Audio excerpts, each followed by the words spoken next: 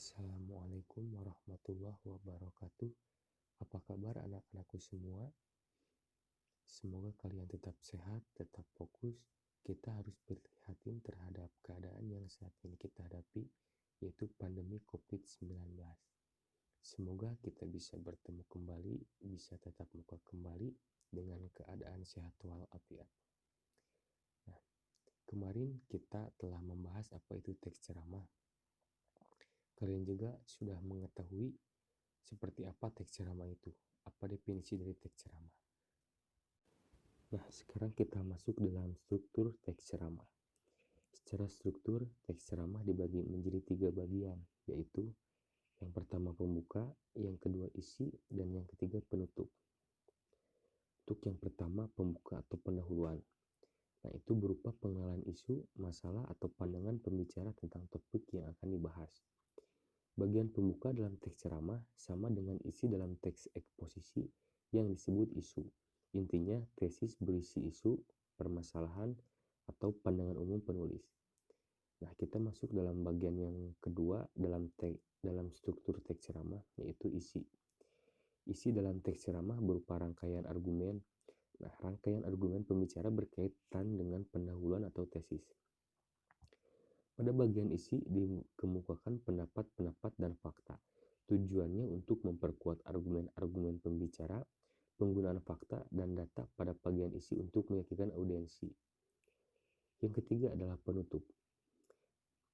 Penutup berupa penegasan kembali atas pernyataan-pernyataan sebelumnya.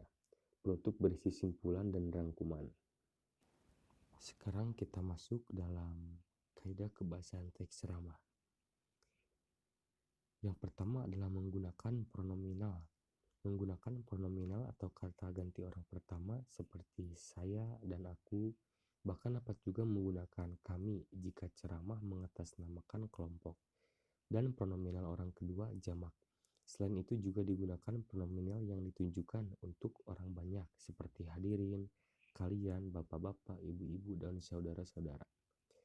Nah, yang kedua adalah menggunakan peristilahan atau kata-kata teknis yang sesuai dengan topik yang diangkat. Misalnya, jika yang diangkat berupa topik mengenai kebahasaan, istilah yang digunakan dapat berupa linguistik, sintaksis, morfologi, kesantunan berbahasa, dan etika berbahasa.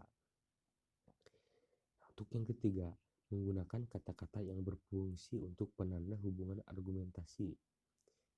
Kita bisa menggunakan kata jika, maka, dengan begitu, karena.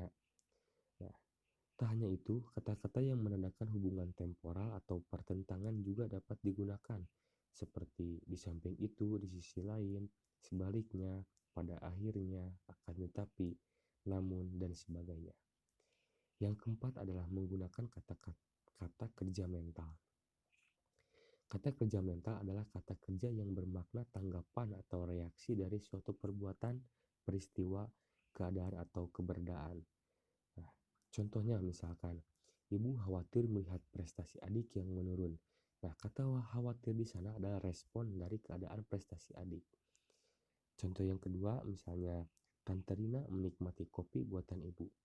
Kata menikmati di sini adalah respon dari perbuatan ibu membuatkan kopi ke Tante Rina. Nah, yang kelima, masih dalam kaidah kebahasaan dari ceramah, adalah menggunakan kata-kata yang bersifat persuasif atau mengajak. Nah, kata-kata ini seperti hendaknya, sebaiknya, mari, perlu, harus, diharapkan, atau diperlukan. Nah, jadi kata persuasif di sini adalah yang bersifatnya mengajak. Nah, untuk yang keenam, menggunakan kata simplex. Kalimat simplex adalah kalimat yang terdiri atas satu verba utama. Misalnya, pada era digitalisasi saat ini, etika dalam penggunaan sosial media menjadi salah satu hal yang utama.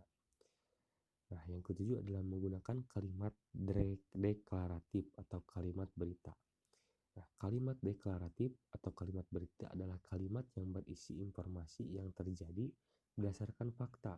Contoh-contohnya, akhir-akhir ini penyebaran virus corona semakin meningkat dengan tajam karena masih banyak ditemukan pelanggaran protokol kesehatan. Sekian. Sekian materi yang dapat Bapak sampaikan. Semoga bisa bermanfaat untuk kita semua. Tetap jaga kesehatan dalam kondisi saat ini, patuhi protokol kesehatan yang ada. Terima kasih. Assalamualaikum warahmatullahi wabarakatuh.